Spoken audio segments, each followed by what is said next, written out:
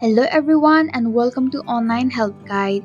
Today in this video I'm going to show you how to download Jumia Food mobile app. So without any further ado, let's dive right into it. Open up your Play Store. In the search box, type in Jumia Food app and perform your search.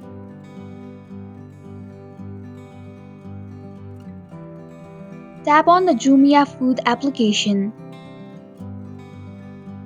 Then tap on the install button to begin the downloading process. It will take a while to download the app. Once the application is installed, tap Open to launch the app. And that's it.